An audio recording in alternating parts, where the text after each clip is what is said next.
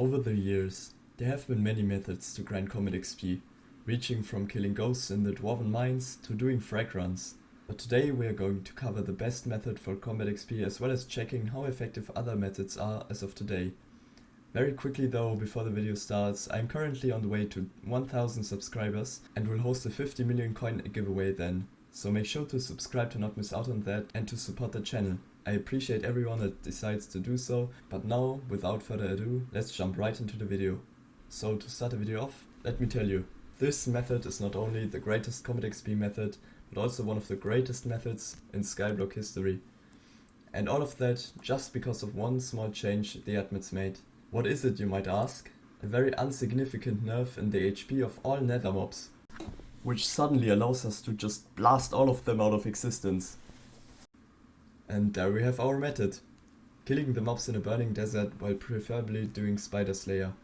This is so great because not only does it give you rates of 2 to 3 million Comet XP per hour, but it also gives you Nether Stars, Slayer XP and money, but more on that later. For now let me show you how this method looks like real quick. Basically you just run around with a tier 4 Tarantula quest active and you just kill everything in your way. There are however many factors that can improve your efficiency, which I will show you right now. First of all, for the preparation. The first thing you're gonna wanna do is go to the Crimson Essence shop and max out the Crimson Training perk, which gives you a 10 extra combat wisdom, and also the Wither Piper perk, which increases the chances of Vanquisher spawning by 10%.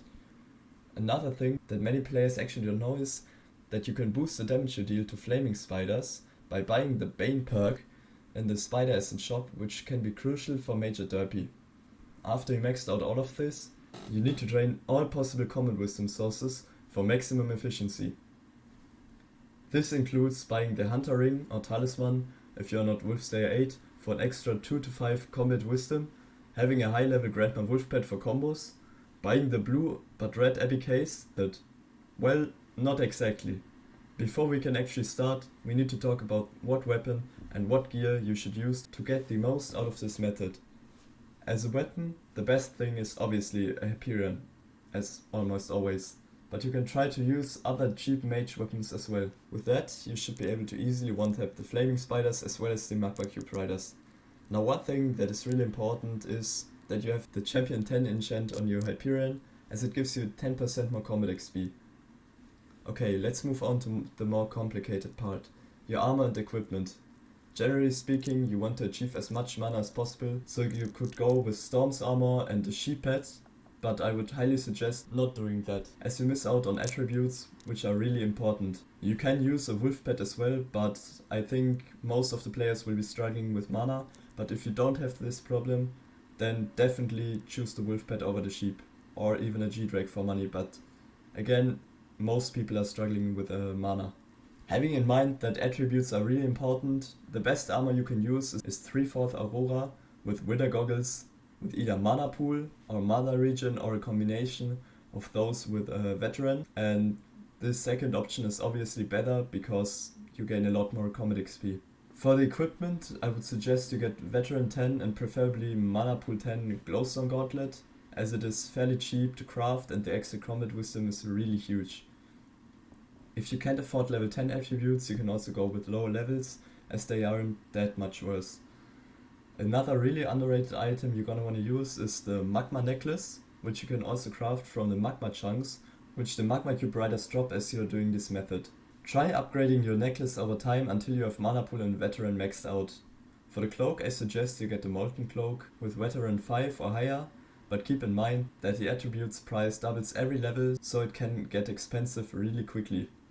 Last but not least, for the belt you should simply use an Implosion belt with around Veteran 5 or higher, nothing too crazy here. But roster, how am I supposed to make money out of this? The only thing I'm seeing is my purse slowly being drained by the Slayer cost. Don't worry, your purse might be going down momentarily, but there are actually 4 ways of income when doing this method, and this is what makes it even better. First of all, you make a good chunk of your money back when selling the string from the Tarantula bosses and minis. You also get toxic arrow poison from them, which also gives you a fair bit of money. However, the far greater sources of income are the Magma Chunks and Burning Eyes. With the Burning Eyes you can craft the Berserker armor or the Snail Pet. The Snail Pet is a better option because you don't need magma chunks for it. This makes you around 3k per burning eye, however the rates have been going downhill, so I wouldn't focus on that too much. So it all comes down to the magma chunks, which you 100% should craft into magma necklaces. As said before, you can either keep them for yourself or sell their good attributes like Veteran or Mana Pool for a really good profit.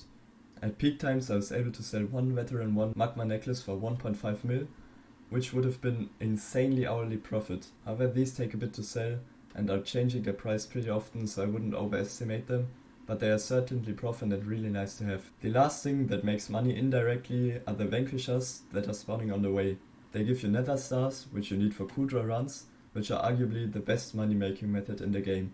And with that, this video comes to an end. If you have any questions, corrections, or things that I might have missed, don't be afraid to leave a comment, as I reply to every single one as soon as I see them. Other than that, I would be interested what other videos you would like to see in the future, like for example a Kudra key grind tutorial. So I would appreciate it if you would write that in the comments as well. Other than that, don't forget to subscribe and feel the rhythm. Rasta out.